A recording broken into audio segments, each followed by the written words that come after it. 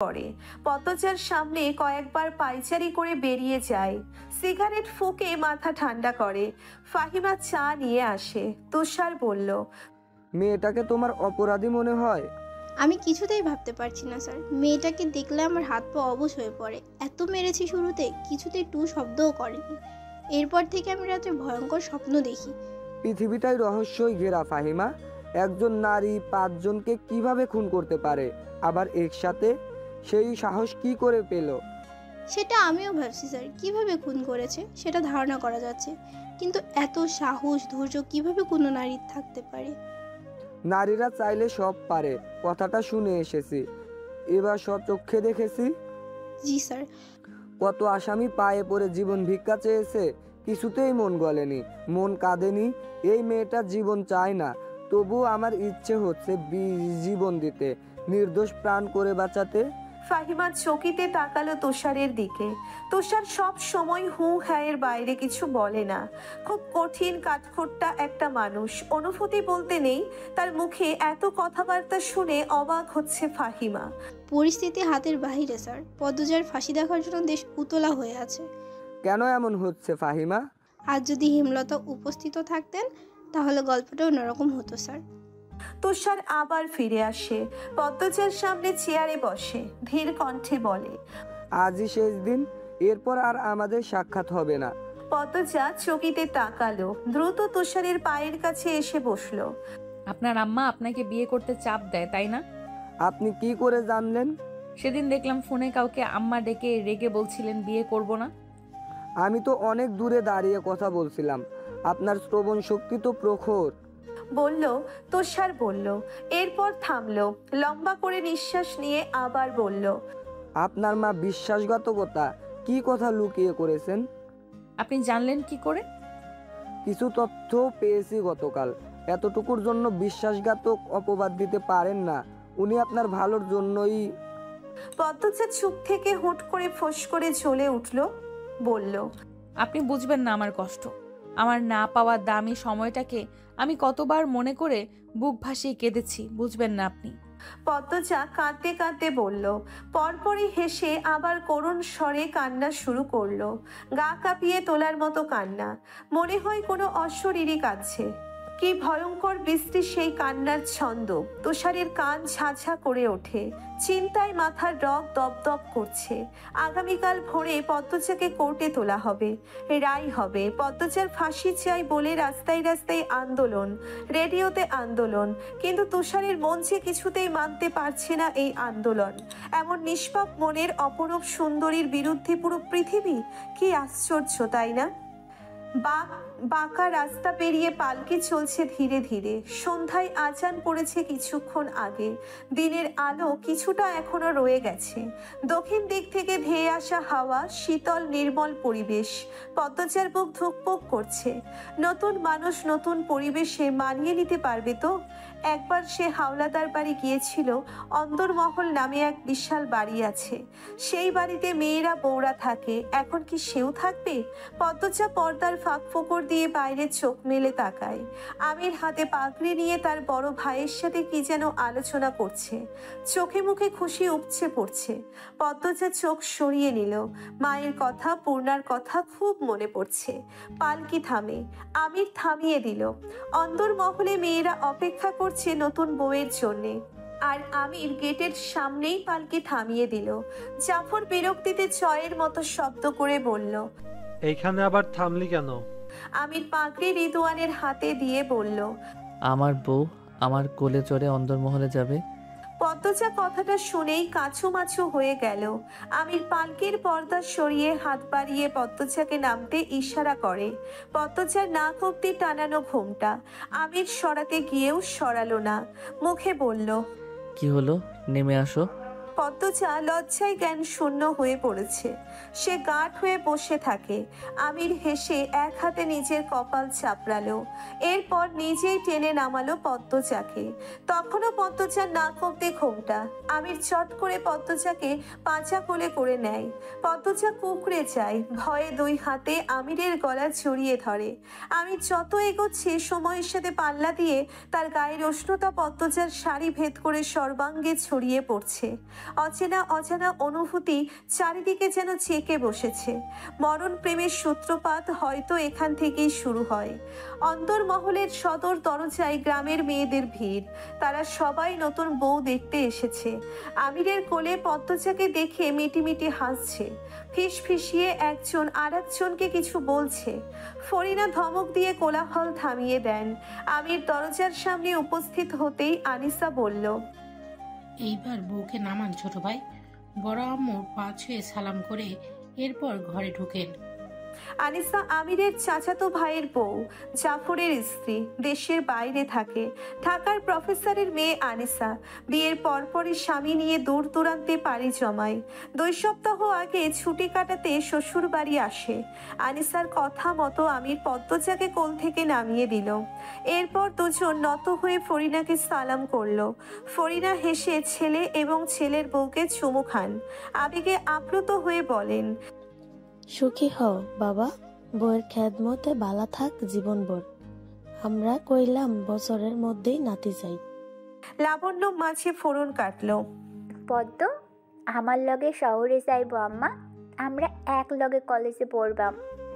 নাতি টাতি পরে পাইবা। ফরিনা ক্ষুধার্ত বাঘিনীর মতো তেড়ে এসে লাবণ্যের গালে চর বসিয়ে দেন। উচ্চ কণ্ঠে বললেন, আমার কথার পিছনে কথা কওনের সাহস দেখাবি না। আকস্মিক ঘটনার সবাই হকচকিয়ে যায়। পদ্মজা অবাক চোখে তাকায়। সামান্য কথার জন্য কোনো মা এত মানুষের সামনে যুবতী মেয়েকে মারে? লাবণ্য লজ্জায় অপমানে কাঁপতে থাকে। চোখে টলমল জল নিয়ে স্থান ত্যাগ করে। একরকম পালিয়েই গেল। ফরিনার চোখে মুখে কাঠিন্যতা ফুটে আছে। পদ্মজা ভয়ে চোখের দৃষ্টি মাটিতে রাখে।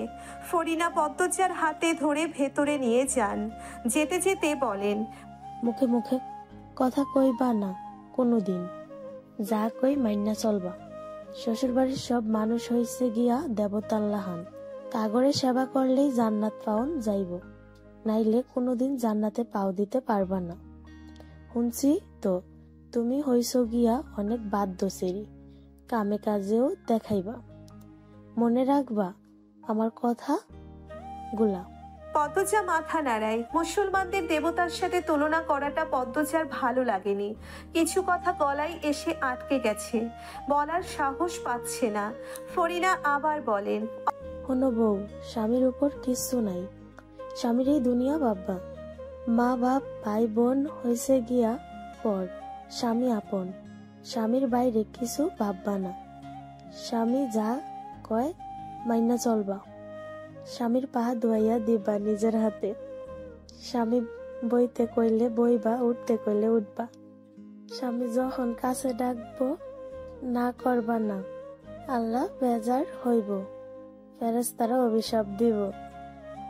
দুনিয়া স্বামীর আদরের থাইকা মধুর আর কিছু নাই, মনে রাখবা। পদ্মজা অপ্রতিভ হয়ে উঠেছে। লজ্জায় আড়ষ্টতায় সারা শরীর তীব্র গরমে ঘামছে। আনিসা ফরিনাকে ফিসফিসিয়ে বলল, বড় আম্মা, মানুষ আছে তো অনেক, পরেও বলতে পারতেন। আনিসার কথা পুরোপুরি উপেক্ষা করলেন ফরিনা। তিনি পদ্মজাকে একটা চেয়ারে বসিয়ে দিলেন। আবার বলতে শুরু করলেন, খালি স্বামী লইয়াও পইরা তখন যাইব না। তোমার শ্বশুর শাশুড়ি জীবিত আছে, তা করে সেবা করবা। যখন যা করতে কইব তা করবা। না পারলে কইবা, শিখাইয়া দিমু। প্রতিদিন ভোরে উঠবা, নামাজ পইরা রান্না করে যাইবা। তখন বাকি সব বুইলা রান্ধনে মন দিবা। আমির কপালের চামড়া কুচকে মায়ের কথা শুনছিল। এবার সে ধৈর্য হারা হয়ে বলল, রান্না বান্না করার জন্য অনেক মানুষ আছে আম্মা। পদ্মচার রাখতে হবে না, আর আমার এত সেবাও লাগবে না। বড্ড ক্লান্ত লাগছে। ভিড় কমাও আর নিয়ম নীতি শেষ করো, এরপর আমার বউ আমার ঘরে ছেড়ে দাও। আমিরের কথা শেষ হতেই হাসির রোল পড়ে যায়। পদ্মজা ঠোঁট টিপে হাসল। ফরিনা কিছু কঠিন কথা বলতে প্রস্তুত হন। আনিসা আমিরকে রসিকতা করে বলল, আজ তো একসাথে থাকা যাবে না, আরো একদিন ধৈর্য ধরুন।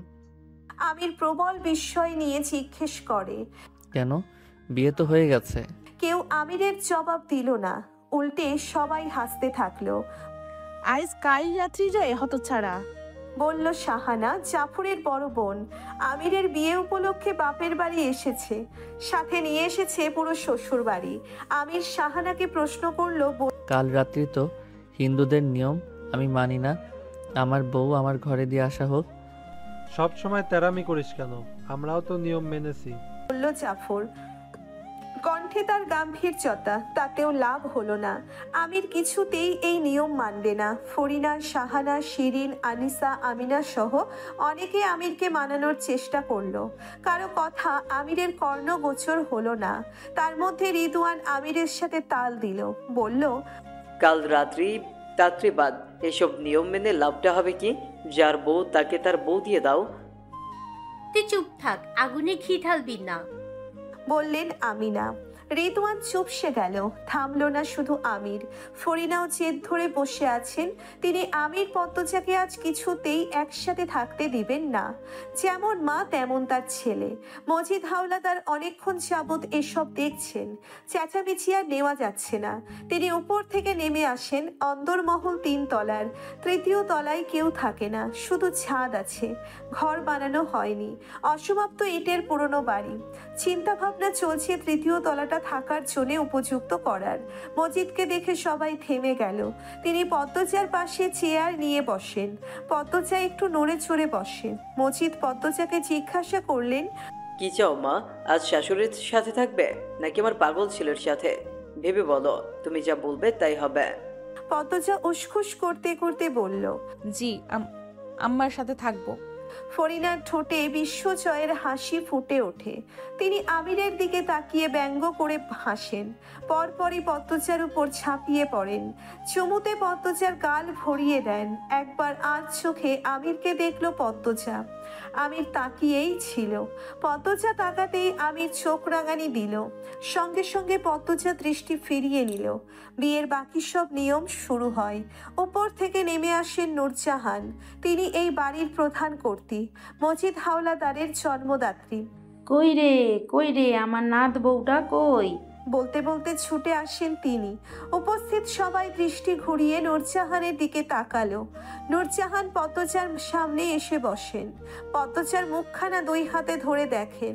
এরপর মুগ্ধ হয়ে বললেন, বাবু দেখি চাঁদ লইয়া আইছে। এই সেরি, তোর জন্যই আমার জামাই তো এখন আমার দিকে চাইবই না। নূরজাহান কেন একথা বললেন পদ্মজা ঠাওর করতে পারল না। আমির যখন হেসে বলল, আরে বুড়ি, তুমি তো আমার প্রথম বউ, ভুলি কিভাবে? তখন পদ্মজা নূরজাহানের কথার মানে বুঝলো।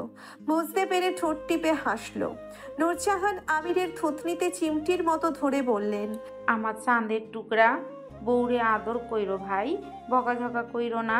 সেডিটার জন্মঘর ছাইরা আইছে, তুমি এখন সব, তুমি যেমনে রাখবা তেমনিই থাকবো। স্বামী হাত ছাইরা দিলে শ্বশুরবাড়ির আর কেউই বউদের আপন হয় না, বুঝছো ভাই? আমির নূরজাহানের পা ছুঁয়ে সালাম করে বলল, বুঝছি জান।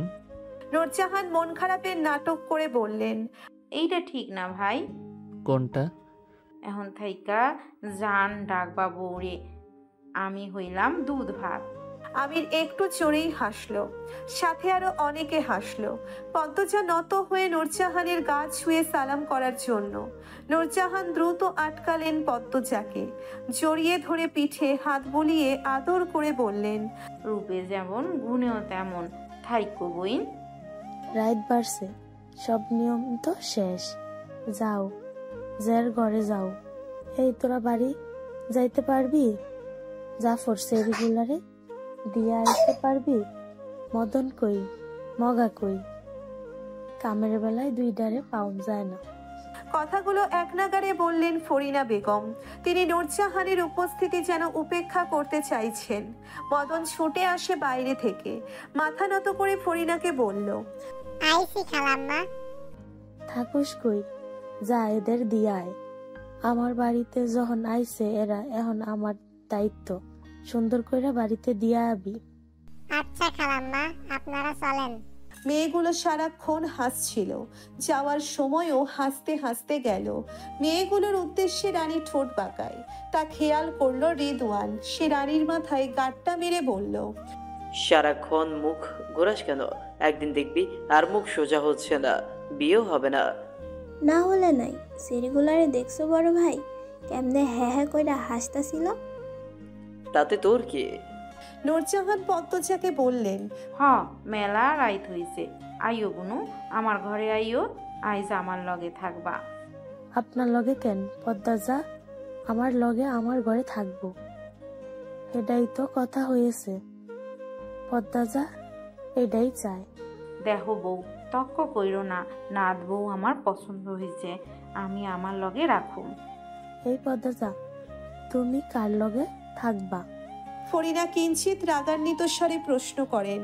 পদ্মজার অবস্থা দরজার চাপাই পড়ার মতো। এ কোন জগতে এসে পড়ল সে? পদ্মজা গোপনে ঢোক গিলল। নূরজাহান আমিরকে আদেশ করলেন, হারায় রইছস কেন, বউরে কোলে লইয়া আমার ঘরে দিয়া যা।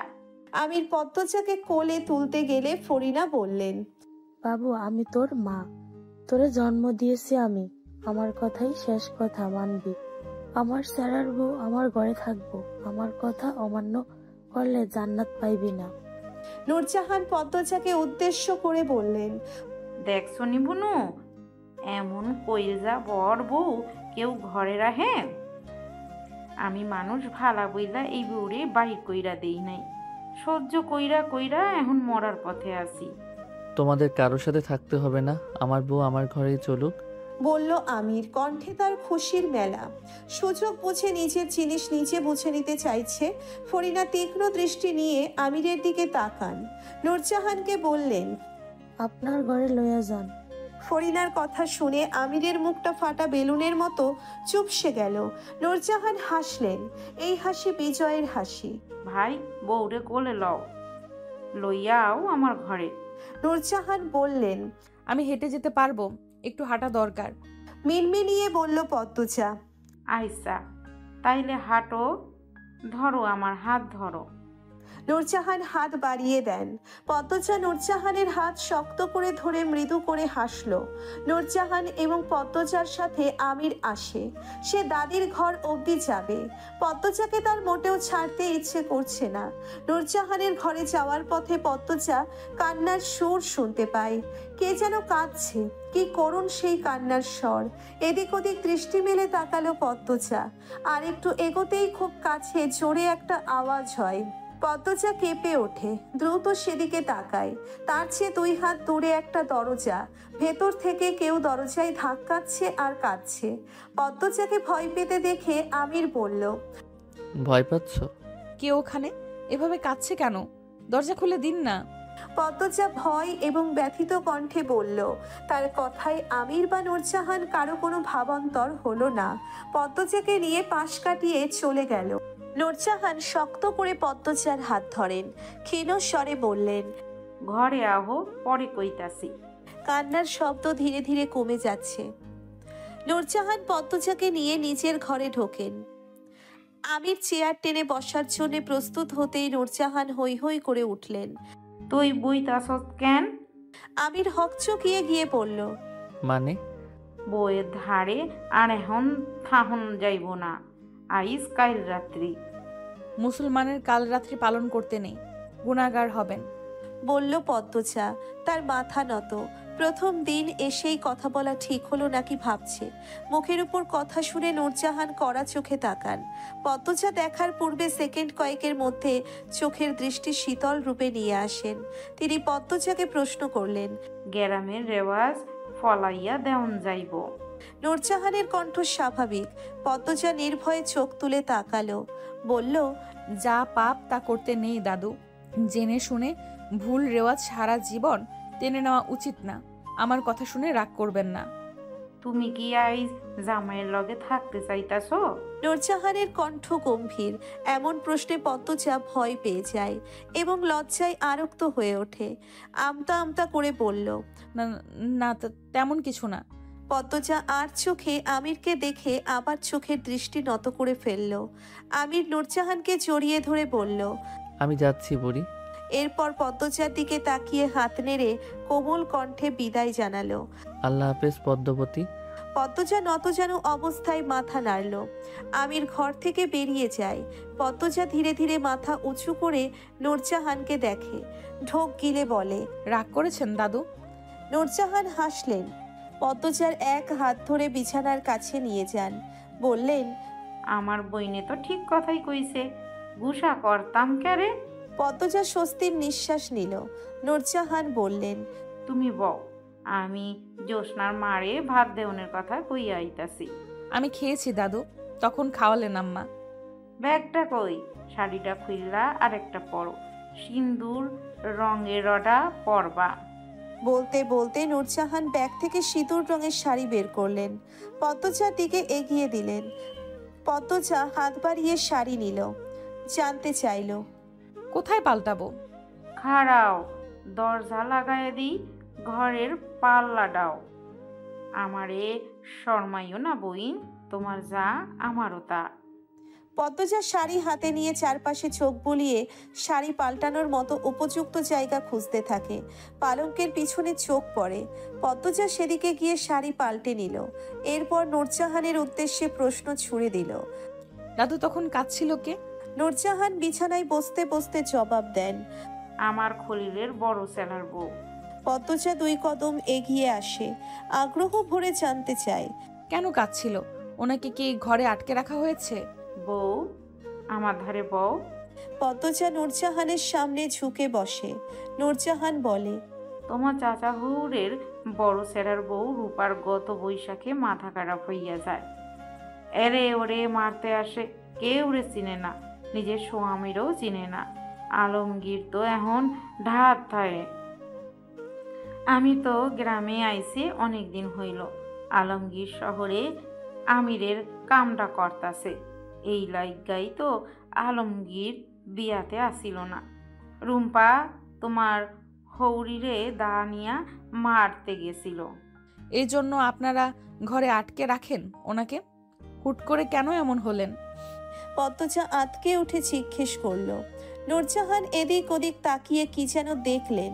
এরপর সতর্কতার সাথে ফিসফিসিয়ে বললেন, বাড়ির পিছনে বড় জংলা আছে, দোষী জায়গা, ভুলেও ওইখানে যাইও না।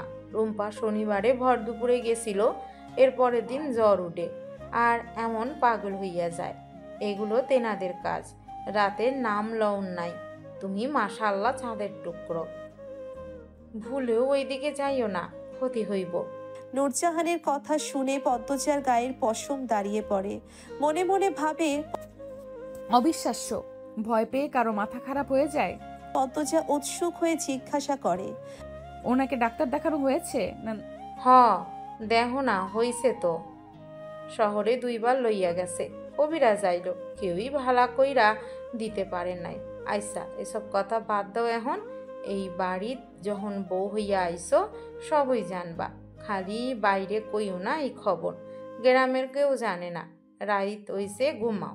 নূরজাহান শুতে শুতে বললেন, শুনো, জামাইয়ের কাছে কইলাম যাইবা না। না, যাব না।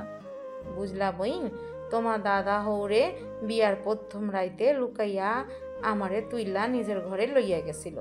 আদর সোহা কইরা ভোর রাইতে পাড়াইয়া দিছিল। আমি শুরু আসিলাম, তাই ডরে কইলজা শুকাই গেছিল। বলতে বলতে নূরজাহান জোরে হেসে ওঠেন। পদ্মজা মৃদু করে হাসে। নূরজাহান ডান দিকে কাত হয়ে শুয়ে পড়েন। পদ্মজা ধীরে ধীরে এক কোণে কাচুমাচু হয়ে শুয়ে পড়ে। কি অদ্ভুত সব! সাধারণত বিয়ের রাতে নতুন বউয়েরা ঘুমানোর সুযোগ পায় না। জামাইয়ের বাড়ির মানুষেরা সারাক্ষণ ভিড় করে ঘেঁষে থাকে। পদ্মজা দীর্ঘশ্বাস ছাড়ল। হারিকেনের আগুন নিভু নিভু করে জ্বলছে, নিভে যাবে যে কোনো মুহূর্তে। কেটে যায় অনেকক্ষণ, ঘুম আসছে না। দেহ অচেনা অনুভূতিতে ছেয়ে যাচ্ছে। আচমকা পদ্মজা ভ্রুকুচকে ফেলে, কান খাড়া করে ভালো করে শোনার চেষ্টা করে। আবার কাঁদছে, রুম্পা মিনমিনিয়ে কাঁদছে। পদ্মজা স্পষ্ট শুনতে পাচ্ছে। সে ধরপড়িয়ে উঠে বসে। সাথে সাথে নূরজাহান পদ্মজার দিকে ফেরেন, জানতে চান, ডরাইতাছ? উনি আবার কাঁদছেন। সারা বেলাই কান্দে, এইসবে কান দিও না, ঘুমাইয়া পড়ো। পদ্মজা উসখুস করতে করতে শুয়ে পড়ে। হারিকেন নিভে যায়। নূরজাহান ঘুমে তলিয়ে যান। নাক ডাকছেন তিনি। নাক ডাকার তীব্রতা অনেক, যা পদ্মজাকে বিরক্ত করে তোলে। পদ্মজা ঘুমানোর চেষ্টা করে। হাজার ভাবনার ভিড়ে একসময় ঘুমিয়ে পড়ে। শেষ রাতে ঘুমের ঘোরে অনুভব করে হাঁটুতে কারো হাতের ছোঁয়া। পদ্মজা চোখ খোলে। মুখের সামনে কেউ ঝুঁকে রয়েছে। পদ্মজা ধরপড়িয়ে উঠে চিৎকার করে উঠল। কে? সঙ্গে সঙ্গে পুরুষ অবয়বটি ছুটে বেরিয়ে যায়। পদ্মজা কাঁপতে থাকলো। শরীর বেয়ে ঘাম ছুটছে। ভয়ে ঠোঁট শুকিয়ে কাঠ। সে নূরজাহানকে ভয়ার্থ স্বরে ডাকে, দাদু, দাদু। নূরজাহান একটু নড়ে আবার ঘুমিয়ে পড়লেন। পদ্মজা আর ডাকলো না। সে ঘন ঘন নিঃশ্বাস নিয়ে নিজেকে সামলানোর চেষ্টা করে। তার চোখের দৃষ্টি দরজার বাইরে। মস্তিষ্ক ভাবছে দরজা তো লাগানো ছিল, বাইরে থেকে কেউ কিভাবে ঢুকলো? নাকি এর মাঝে দাদু টয়লেটে গিয়েছিলেন? পদ্মজার বুকে হাঁপড়ের মতো ওঠানামা করছে। সে জিহ্বা দিয়ে শুকনো ঠোঁট ভিজিয়ে নিল। একটু ভয় ভয় করছে। কে এসেছিল? এভাবে গায়ে হাত দিচ্ছিল কেন? পদ্মজার চোখ খিচে ছি বলে আগন্তুকের প্রতি ঘৃণা প্রকাশ করে। বাকি রাতটুকু আর ঘুম হলো না তার। ভয়টা কমেছে। এই জায়গায় পূর্ণা থাকলে হয়তো পুরো বাড়ি চেঁচিয়ে মাথায় তুলে ফেলতো। পদ্মজা মনে মনে আল্লাহর কাছে প্রার্থনা করে এরকম ঘটনা পূর্ণার জীবনে যেন না আসে। একদম গুড়িয়ে যাবে, উঠে দাঁড়াতে পারবে না। পূর্ণার কথা মনে পড়তেই পদ্মজার বুকটা হু হু করে উঠল। কান্না পায়। অন্যদিন পাশে পূর্ণা থাকে, আজ নেই। ফজরের আজান পড়তেই নূরজাহান চোখ খোলেন।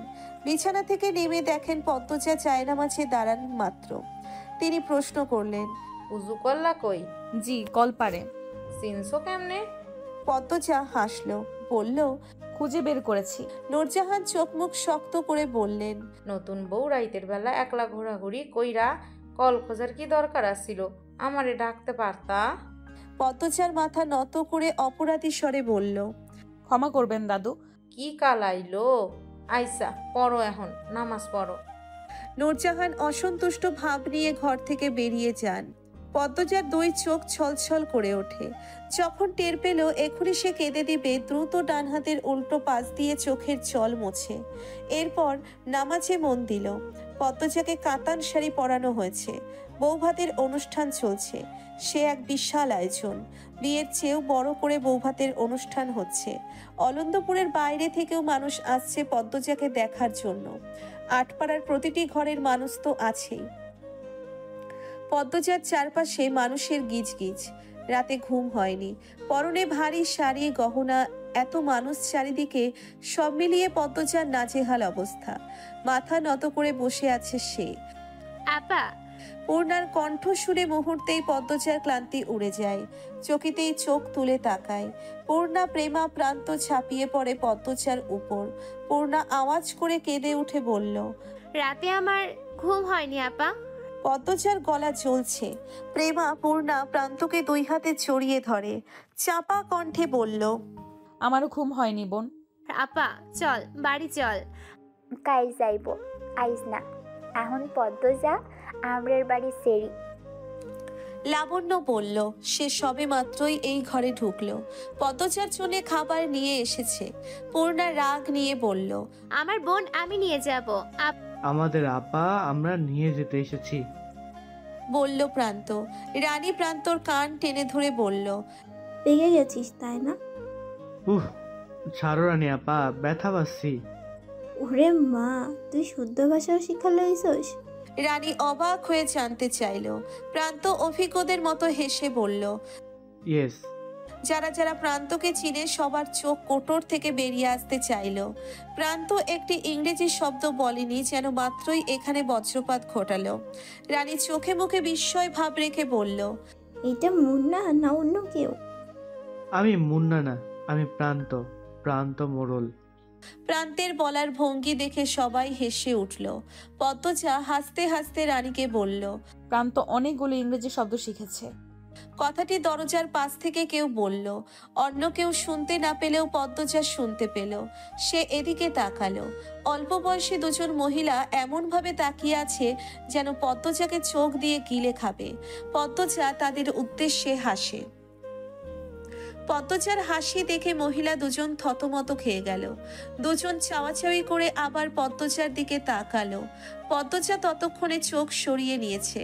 অতিথি আপ্যায়ন চলছে ধুমধামে। রমিজ আলী, কামরুল, রুজব সবাই উপস্থিত রয়েছে। খাওয়া শেষে তারা আড্ডা শুরু করে। রমিজ বললেন, মজনু ছেড়া জলিল, শহীদ এরা কি আইছে? কামরুল দাঁতের ফাঁক থেকে যত্ন করে গরুর মাংস বের করেন। এরপর উত্তর দেন, না আহে নাই। সেদিন সায়েদের বাপে আমার কাছে গিয়েছিল। কেড়ে গিয়েছিল?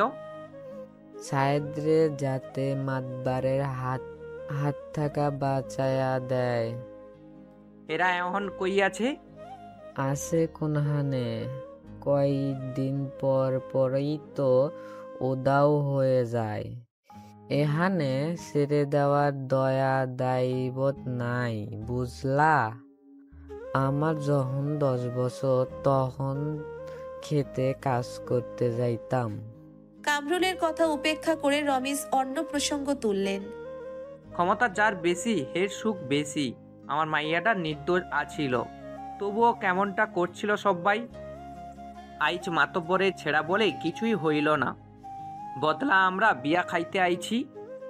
রমিজের অসহায় মুখখানা দেখে কামরুল, রজব, মালেক হো হো করে হেসে উঠলেন। রমিজের দৃষ্টি অস্থির। পেট ভরে খাওয়ার লোভে এখানে এসেছেন তিনি, নয়তো এখানে আসার এক ফোঁটাও ইচ্ছে ছিল না। পদ্মজা কিছুতেই খেতে পারছে না, অথচ ক্ষুধায় পেট চোচো করছে। চোখের সামনে এত মানুষ থাকলে কি খাওয়া যায়? পূর্ণা ব্যাপারটা ধরতে পেরে লাবণ্যকে বলল। লাবণ্য সবাইকে বেরিয়ে যেতে বলে, কেউ শোনে না, তাই সে ফরিনা বেগমকে নিয়ে আসে। ফরিনা বেগম সবাইকে বের করে, দরজা ভেজিয়ে দিয়ে যান। ঘরে শুধু রানী, লাবণ্য, পদ্মজা, প্রেমা, পূর্ণা এবং প্রান্ত। পদ্মজা খাওয়ার জন্য প্রস্তুত হয়। পূর্ণা বলে, আমি তোমাকে খাইয়ে দেই। পদ্মজা অবাক হয়ে তাকালো, ঠোঁটে মুখে মিষ্টি হাসি। পূর্ণা অনুমতির অপেক্ষা না করে এক লোকমা ভাত বাড়িয়ে দিল। পদ্মজার দুই চোখ ছলছল করে ওঠে। পূর্ণা কখনো খাইয়ে দেয়নি, এই প্রথম খাওয়াতে চাইছে। পদ্মজা হাঁ করে। লাবণ্য হেসে বলল, আমার এমন একটা বোন যদি থাকতো। আমি তোর বোন না? বলল রানী। লাবণ্য চোখ মুখ শক্ত করে বলল, জীবনে খাইয়ে দিছস, আবার বোন কইতে আইসস যে? তুই খাইয়ে দিছস? পূর্ণা তো ছোটো, তুইও তো ছোটো। আগে পদ্মজা খাওয়াইছে, এরপর পূর্ণা। আচ্ছা ভাত লই আয়, খাওয়াই দিমো। রানী বলল, এখন তো তোর পেট, নাক, মাথা সবই ভরা থাকবো। দুই বোনের ঝগড়া দেখে পূর্ণা, পদ্মজা হাসে। কি মিষ্টি দুজন, ঝগড়াতেও যেন ভালোবাসা রয়েছে। লাবণ্যের চেয়ে রানী বেশি সুন্দর, তবে লাবণ্যকে দেখলে বেশি মায়া লাগে। লাবণ্য যে রাগে দেখলেই বোঝা যায়। গতকাল কি রাগটাই না দেখালো। ঘরে ঢুকলো আমির। আমিরকে দেখেই পদ্মজা সংকুচিত হয়ে গেল। রানী প্রশ্ন করলো, এইখানে কি দা ভাই? পদ্মজাকে নিয়ে যেতে হবে, ও খাচ্ছে। আচ্ছা খাওয়া শেষ হলে নিয়ে যাব। বলতে বলতে আমির পদ্মজার সামনে বসলো।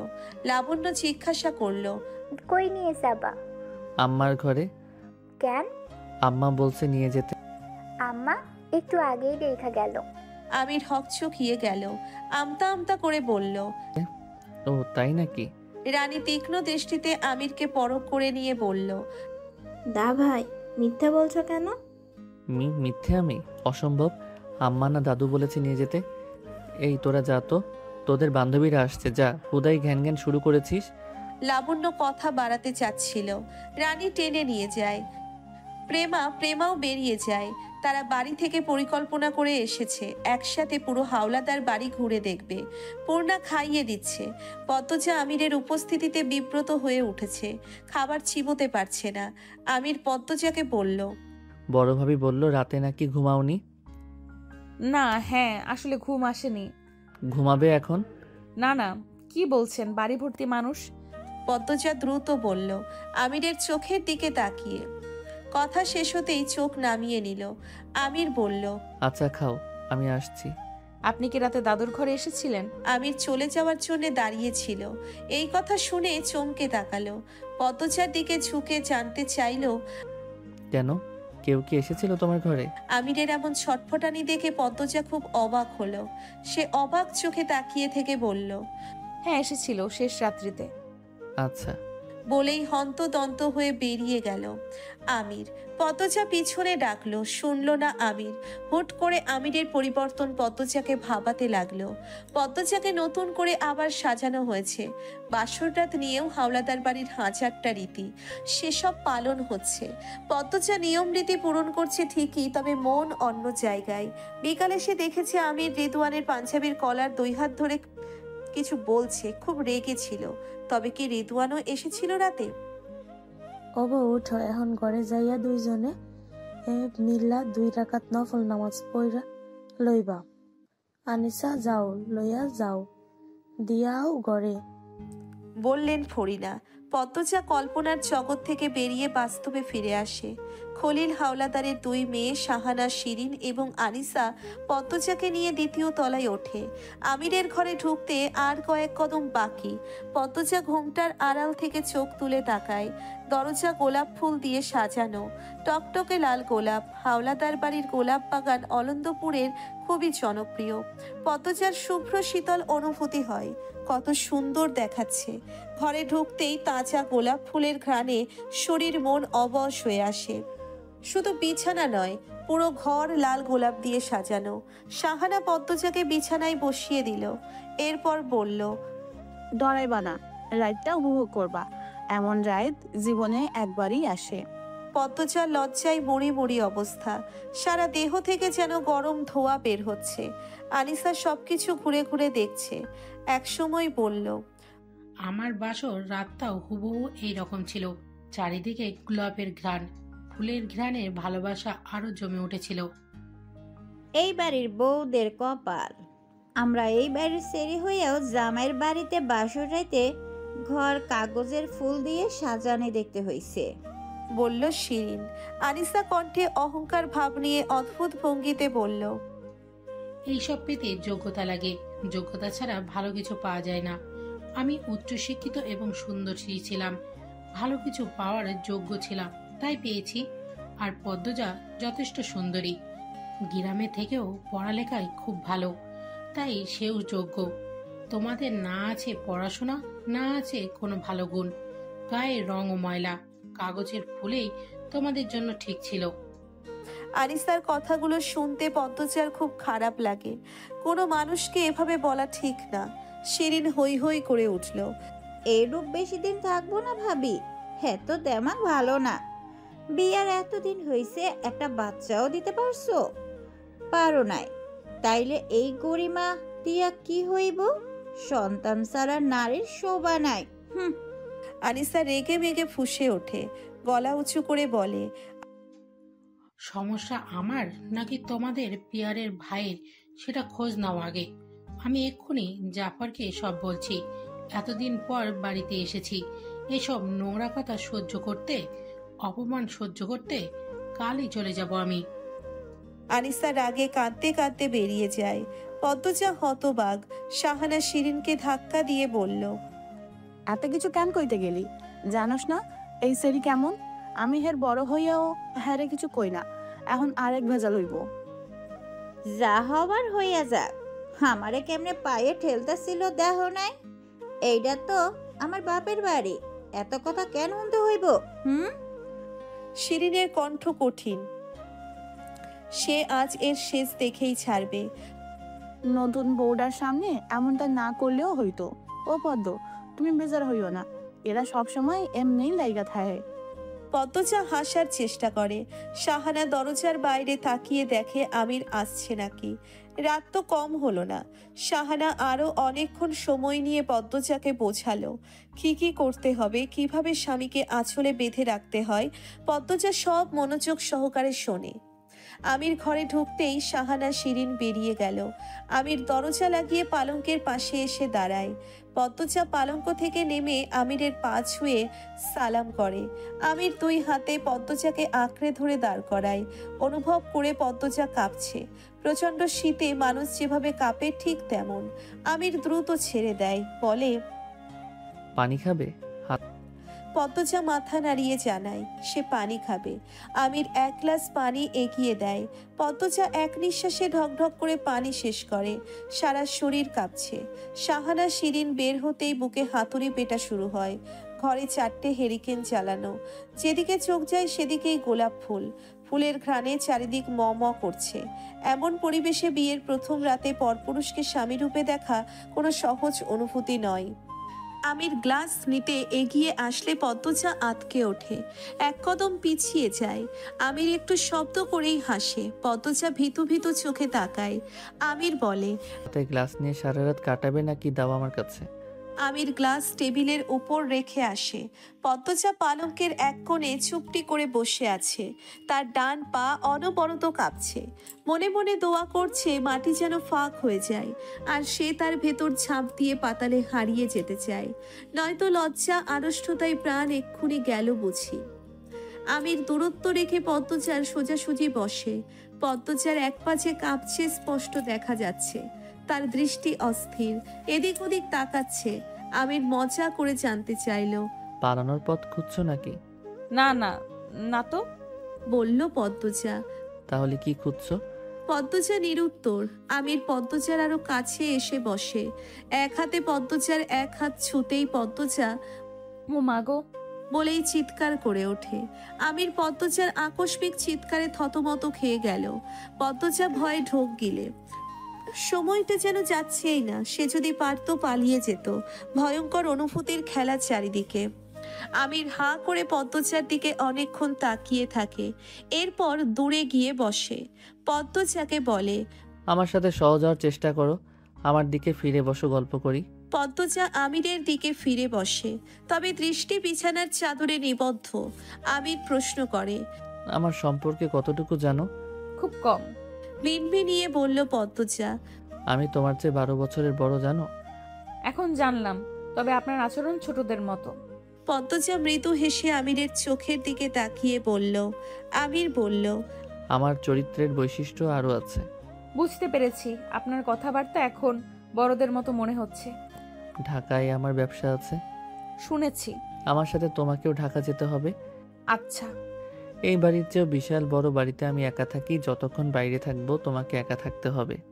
ভয় পাওয়া যাবে না। আমি ভয় পাই না। আমাকে তো ভয় পাচ্ছ। আমির হেসে বলল। পদ্মজা নিরুত্তর। কথা বলো। কি বলবো? আচ্ছা আসো, একটা মজার খেলা খেলি। পদ্মজা উৎসুক হয়ে তাকালো। আমির বলল, দুজন দুজনের চোখের দিকে তাকিয়ে থাকবো। যার চোখের পলক আগে পড়বে সে হেরে যাবে। পদ্মজা খেলতে রাজি হয়। এই খেলাটা যে পূর্ণার সাথেও খেলেছে, পদ্মজা অনেকক্ষণ এক ধ্যানে তাকিয়ে থাকতে পারে। তাই তার আত্মবিশ্বাস আছে সেই জিতবে। বরাবরই জিতে এসেছে। আমির 1 2 3 বলে খেলা শুরু করে। একজন আর একজনের দিকে তাকিয়ে থাকে এক ধ্যানে। পদ্মজা খুঁটিয়ে খুঁটিয়ে আমিরকে পরখ করে।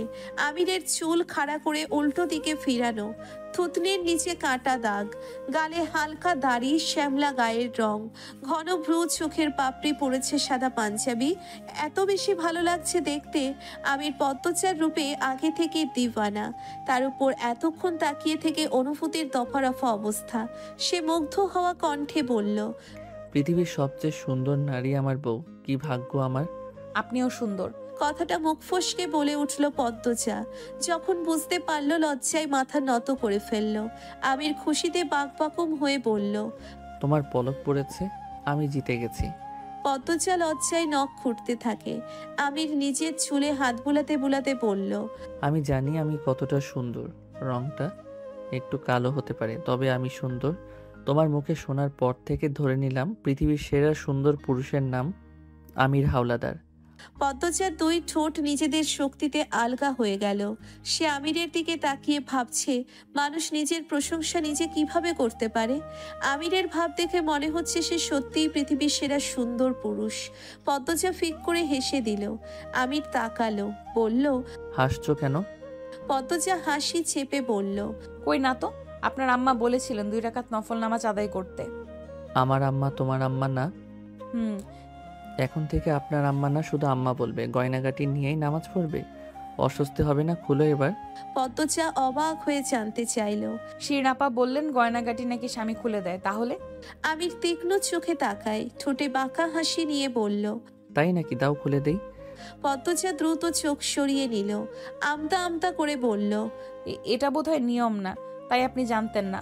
আমি পারবো। 2 রাকাত নফল নামাজের সাথে তাহাজ্জুদের নামাজটাও পড়েছে দুজন। আমির তাহাজ্জুদ নামাজের নিয়ম জানে না, পদ্মজা হাতে কলমে শিখিয়েছে। আমিরও মন দিয়ে শিখেছে এবং নামাজ পড়েছে। এরপর পদ্মজা জানালার সামনে গিয়ে দাঁড়ালো। জানালার সামনে বিশাল বড় জঙ্গল। সে আমিরকে প্রশ্ন করলো, এই জঙ্গলে নাকি কি আছে? আমির পদ্মজার প্রশ্ন শুনেনি। সে একদৃষ্টিতে তাকিয়ে আছে পদ্মজার দিকে। গায়ে কোনো অলংকার নেই, খোলা চুল কোমর অবধি এসে থেমেছে। মধ্যরাতের বাতাসে তার চুল মৃদু দুলছে। আমির অনুভূতিকে প্রশ্রয় দেয়। পদ্মজার কোমর পেছন থেকে 2 হাতে জড়িয়ে ধরে পদ্মজার কেঁপে ওঠে, বড় করে নিঃশ্বাস দেয়, অনুভব করে গভীরভাবে। পদ্মজার হৃৎপিণ্ড থমকে যায়, পায়ের তলার মাটি শিরশির করে ওঠে। তবে অদ্ভুত বিষয়, শুরুর মতো আমিরের স্পর্শ অস্বস্তি দিচ্ছে না তাকে, বরং ধারালো কোনো অজানা অনুভূতিতে তলিয়ে নিয়ে যাচ্ছে। আমির পদ্মজার ঘাড়ে থুতনি রেখে বলল, প্রথম যেদিন তোমাকে দেখি সেদিনই মনে মনে পণ করি তোমাকেই বিয়ে করব। তবে ভাবিনি প্রথম দিনই আমার কারণে এতটা অপদস্থ হতে হবে তোমাকে। অনেক চেষ্টা করেছি, সব আটকানোর পারিনি। সেদিনই বাড়ি ফিরে আব্বাকে বলি আমি বিয়ে করতে চাই পদ্মজাকে।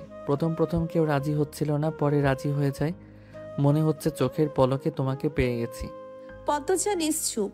সে অবাধ্য অজানা অনুভূতিদের সাথে যুদ্ধ করবে নাকি সখ্যতা করবে ভাবছে। আমির পদ্মজাকে ঘুরিয়ে নিচের দিকে ফেরায়। পদ্মজা পাথরের মতো শক্ত হয়ে গেছে। আমির বলল, তোমায় আমি পদ্ম ফুল দিয়ে একদিন সাজাবো, নিজের হাতে সাজাবো। কথা বলো। আল্লাহ, আবার কাঁপছো? আমাকে শক্ত করে জড়িয়ে ধরো, স্থির হতে পারবে। এই কি হলো? পদ্মজা শরীরের ভার ছেড়ে দিয়েছে আমিরের উপর। আমির 2 হাতে শক্ত করে ধরে রাখে। সেদিন রাতে জান্নাতের সুবাস এসেছিল ঘরে। পদ্মজা নিজের অস্তিত্বের পুরো অংশ জুড়ে স্বামী রূপে একজন পুরুষকে অনুভব করে। ভালোবাসাটা শুরু হয় সেখান থেকেই। মন মাতানো ছন্দ এবং সুর দিয়ে শুরু হয় জীবনের প্রথম প্রেম, প্রথম ভালোবাসা।